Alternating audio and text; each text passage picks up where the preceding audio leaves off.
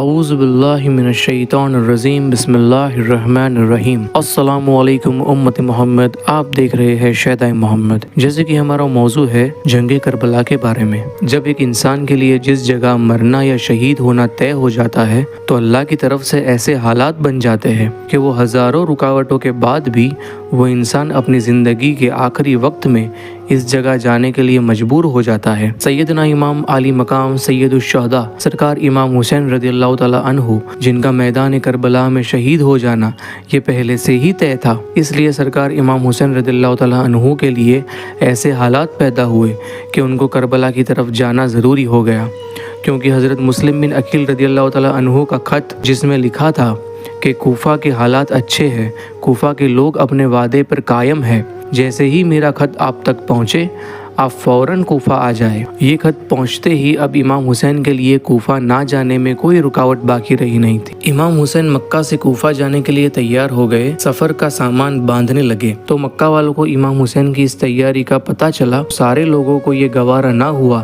یہاں تک کہ روایتوں میں آتا ہے کہ حضرت عبداللہ ابن عمر، حضرت عبداللہ ابن عباس اور حضرت زبیر جیسے بڑے بڑے صحابہ سرکار امام حسین کی خدمت میں حاضر ہوتے ہیں اور کہتے ہیں آپ ہرگز مکہ سے کوفہ نہ جائے، کیونکہ کوفہ والوں کے لوگ مال و دولت کے چاہنے والے ہیں، درہم و دینار کے بندے ہیں۔ انہوں نے آپ کے باپ مولا کائنات حضرت علی رضی اللہ تعالیٰ عنہ اور آپ کے بھائی امام حسن رضی اللہ تعالیٰ عنہ کے ساتھ کھلی بے وفائی و غداری کی ہے۔ وہ آپ کے ہاتھ پر بیعت کرنے کے لیے نہیں بلا رہے بلکہ آپ سے جنگ کرنے کے لیے بلا رہے ہیں، بلکہ ہمیں تو یہ لگتا ہے کہ وہ لوگ حکومت کے ساتھ مل کر آپ پر حملہ نہ کر دیں اور جو لوگ آپ کو بلا رہے ہیں وہ آپ کے دشمن نہ بن جائیں۔ تو امام حسین رضی اللہ تعالیٰ عنہ نے فرمایا میں اللہ سے خیر مانگتا ہوں۔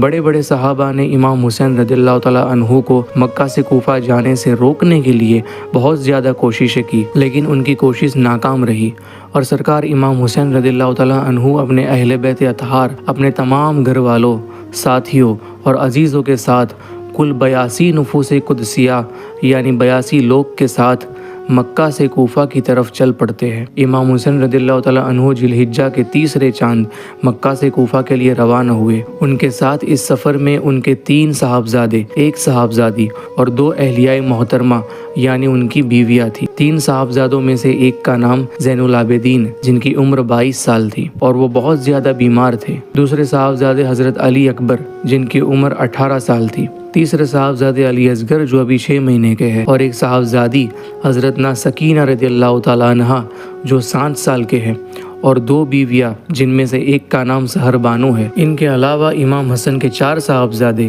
جن میں سے 2 کے نام انہوں نے خلیفاؤں کے نام پر رکھے تھے۔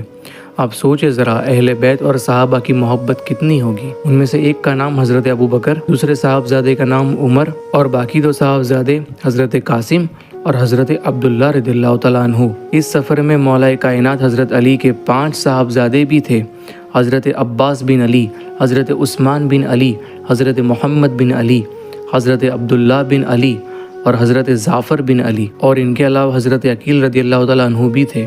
ان کے 4 بیٹوں میں سے 3 صاحبزادے تھے، حضرت عبداللہ، حضرت عبد الرحمن، حضرت جعفر اور چوتھے حضرت مسلم بن عقیل جو میدان کربلا پہنچنے سے پہلے ہی کوفہ شہر میں شہید کر دیے گئے۔ اور اس سفر میں آپ کے 2 بھانجے حضرت اون اور حضرت محمد تھے۔ اس طرح کل 82 لوگ تھے جن میں سے تقریباً 72 صحابہ اکرام تھے۔ یہ قافلہ مکہ سے روانہ ہوا اور صفا نام کی جگہ تک پہنچا۔ امام حسین کی ملاقات فرزدق نام کے شخص سے ہوتی ہے۔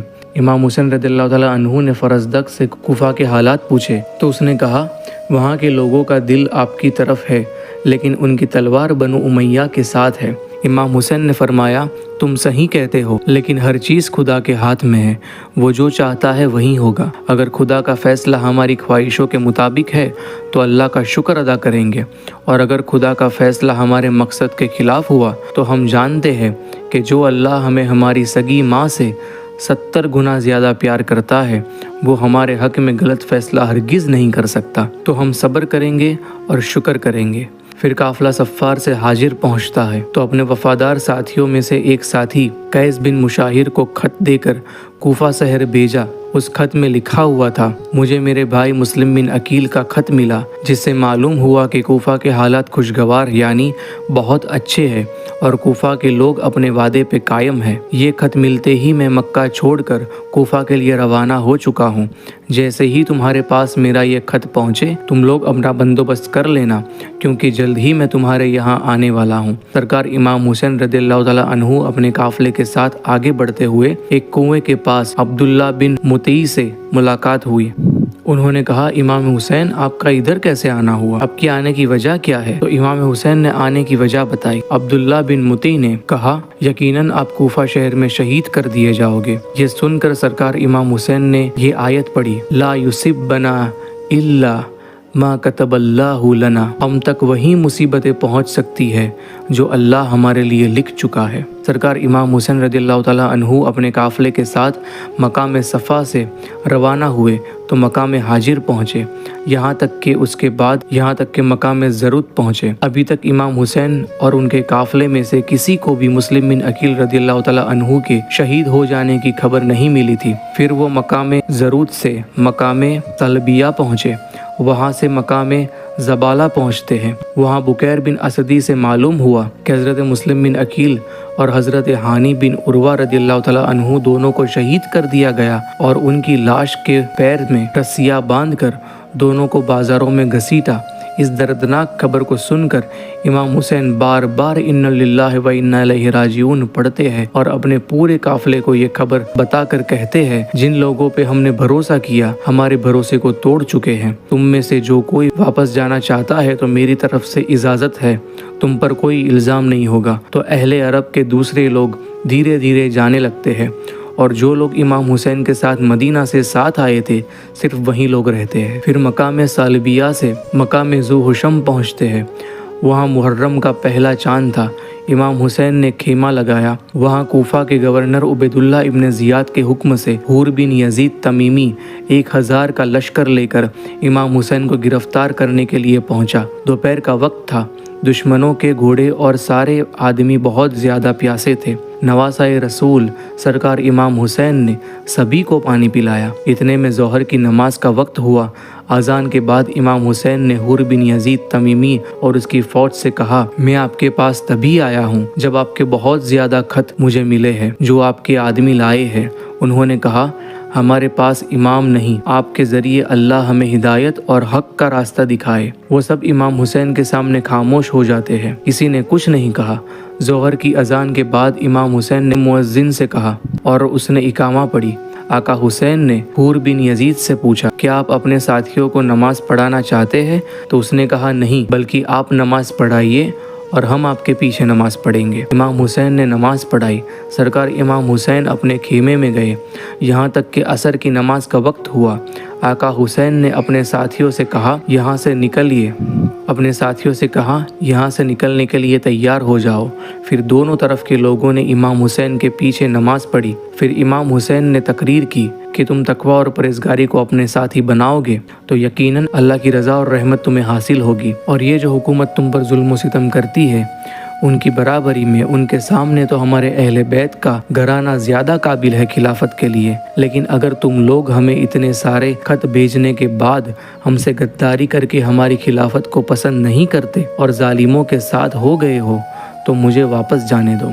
तो हूर बिन यजीद तमीमी ने कहा, आप किस खत की बात कर रहे हो? तो इमाम हुसैन ने खतों से भरा थैला मंगवाया जिसमें तकरीबन 50 से ज़्यादा खत थे। तो हूर ने कहा, हम वो लोगों में से नहीं हैं जिन्होंने आपको खत लिखकर आपको कूफा बुलाया। तो इमाम हुसैन ने कहा, ए हूर, तू चाहता क्या है? तो हूर बिन यजीद तमीमी ने कहा, हमें उबैदुल्लाह इब्न ज़ियाद का हुक्म मिला है कि मैं आपको उसके दरबार में ले जाऊं। तो इमाम हुसैन ने कहा कि खुदा की कसम ऐसा हरगिज़ नहीं होगा। तो हूर ने कहा, खुदा की कसम मैं आपको नहीं छोड़ूंगा। इस तरह दोनों के बीच तकरार होने लगी।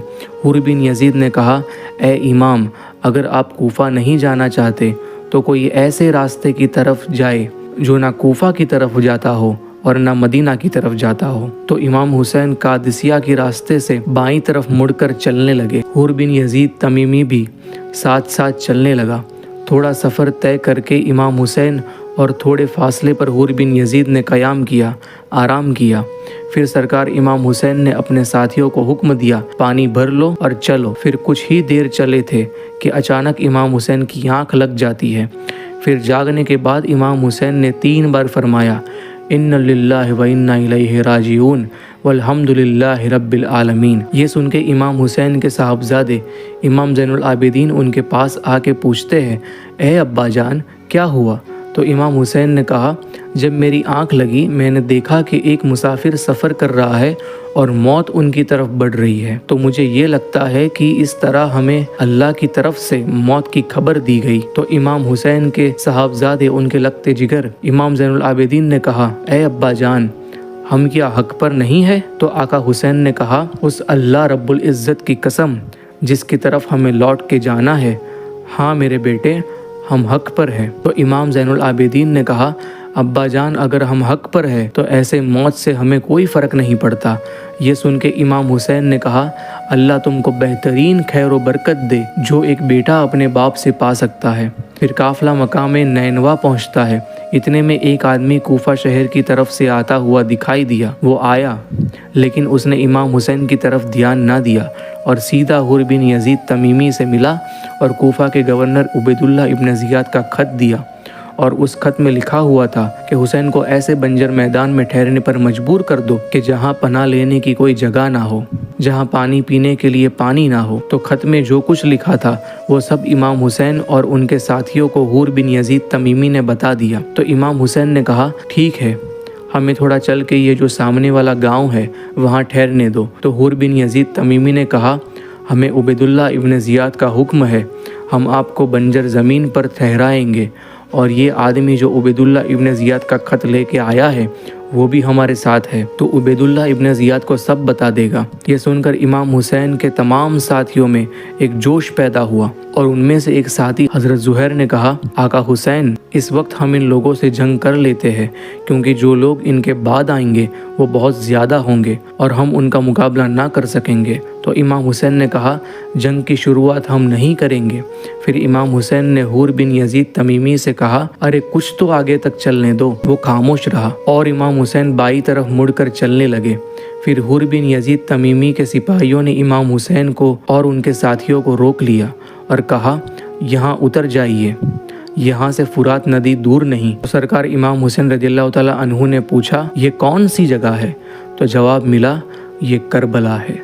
जैसे ही इमाम हुसैन ने करबला का नाम सुना वो बहुत अदब व एहतराम के साथ अपने घोड़े से उतर जाते हैं। फिर कहते हैं, हाज़िही करबला मौज़ू करबी व बला, यानी ये करबला है जो कर्ब और बला की जगह है। ये तो हमारे ऊँटों के बैठने की जगह है, यहाँ पर हमारे साथी शहीद किए जाएंगे।